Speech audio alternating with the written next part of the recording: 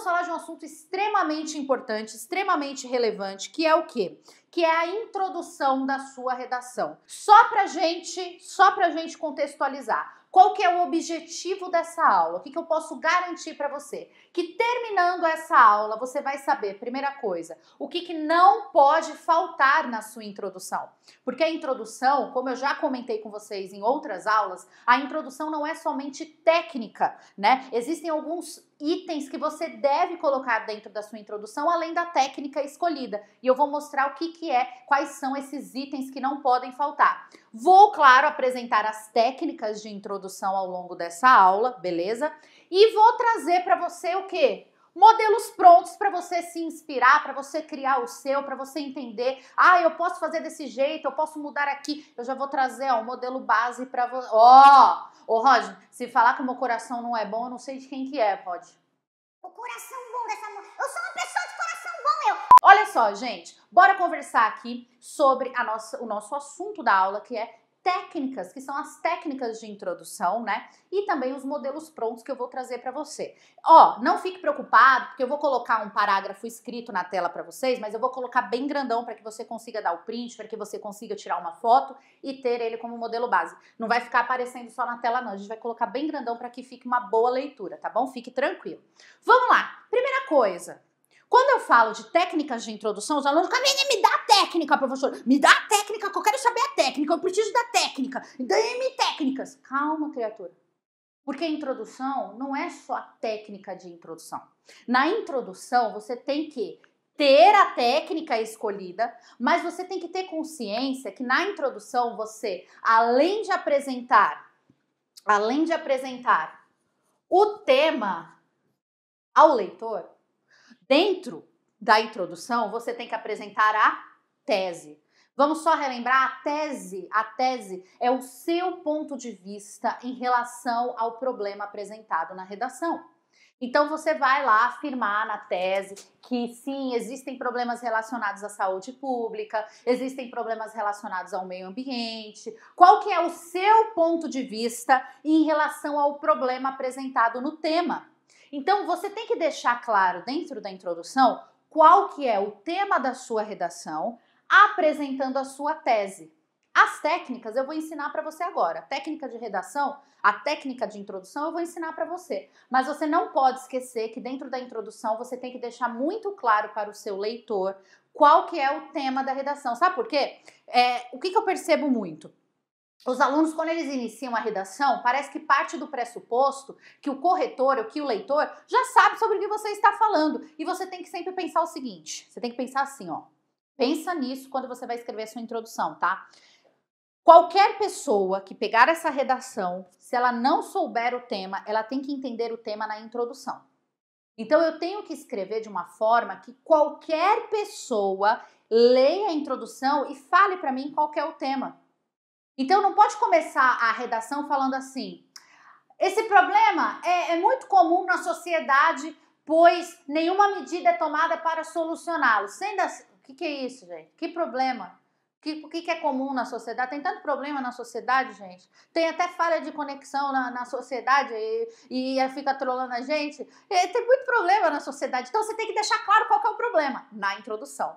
E isso, aí sim, você vai aplicar a técnica de introdução escolhida. Apresentando dados estatísticos, professor, eu vou colocar um asterisco aqui que eu vou falar um negócio para vocês sobre esta técnica. Mas ela é extremamente interessante, né? Ela deixa a sua introdução ainda mais rica, ela deixa a sua introdução ainda mais informativa e já vai ajudar na sua argumentação também. Vou colocar na tela bem grandão aí para vocês.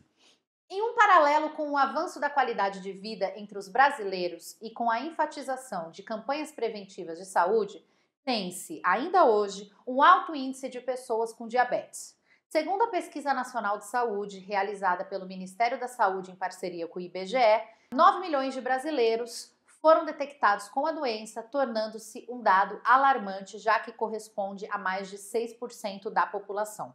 Olha só que dado interessante que vocês, inclusive, caso caia algo sobre saúde pública, caso caia algo que você consiga usar esse dado, você pode também na sua redação, tá?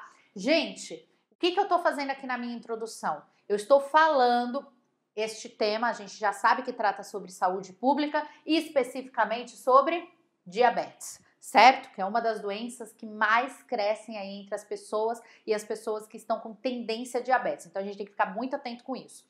Olha só, o que eu fiz nessa introdução? Eu falei sobre a diabetes e apresentei um dado alarmante sobre o assunto, chamando a atenção do meu leitor para isso.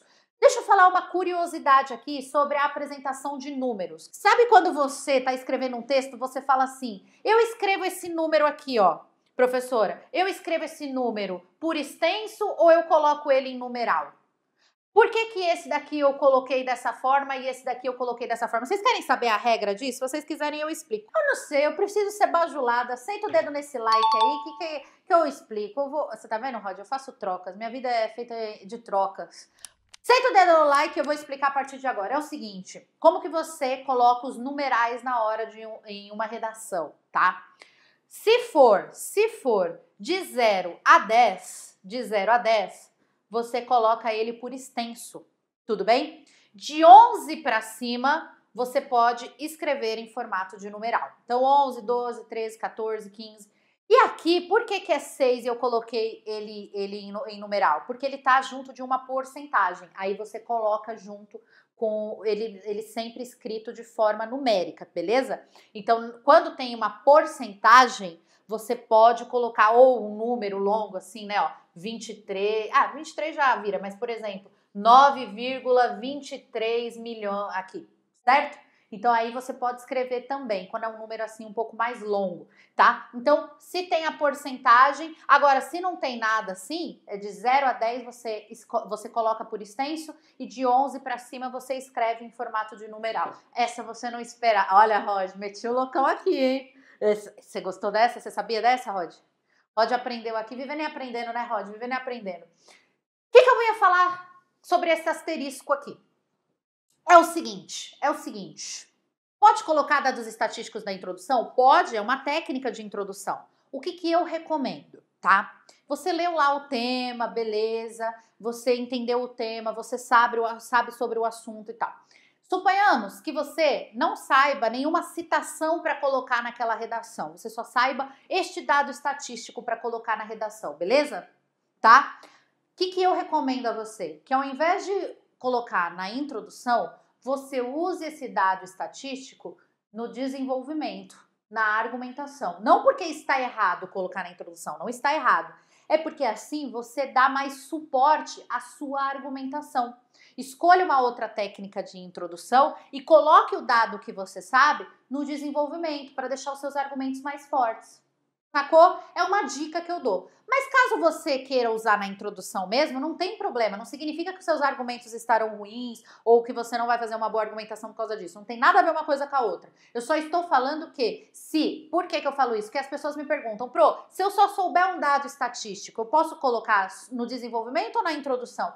Eu sugiro que você coloque no desenvolvimento. Mas se colocar na introdução, está correto também. Beleza, gente? Tranquilo? Beijo, fiquem com Deus, bom descanso, bons estudos, até semana que vem e tchau!